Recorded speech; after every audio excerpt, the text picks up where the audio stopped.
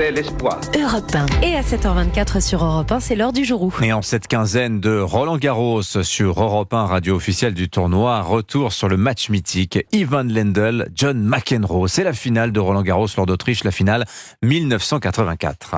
Oui, voici McEnroe, le numéro 1 mondial, perfectionniste maladif qui a gagné 42 matchs de suite face à Lendl, le mal-aimé qualifié d'éternel perdant. Le favori ce jour-là, c'est McEnroe et le joueur Yannick Noah s'attend à un grand match, il le dit sur Europe 1. McEnroe qui semble au meilleur de sa forme.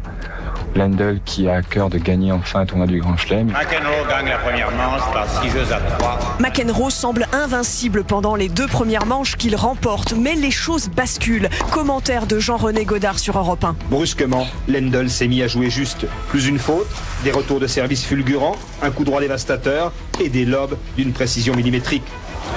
Au moment où personne dans le stade n'accordait une seule chance à Lendl, le voilà qui revient, plus tranchant, avec des coups incisifs. Un exemple qui traduit bien la force du mental chez les sportifs. On disait toujours que Ivan Lendl n'avait pas les nerfs, précisément. Eh bien, il s'est battu admirablement. Il a fait tranquillement son retour, il a rebâti, restructuré son jeu et il a admirablement joué techniquement. McEnroe, lui, sert moins bien. Il ne contrôle plus la partie. Il commet même une faute directe sur l'un de ses coups favoris. Dans la 5e et dernière manche, le public retournera un peu sa veste en choisissant plutôt le Tchécoslovaque comme son favori. À 24 ans, Lendl remporte donc Roland Garros.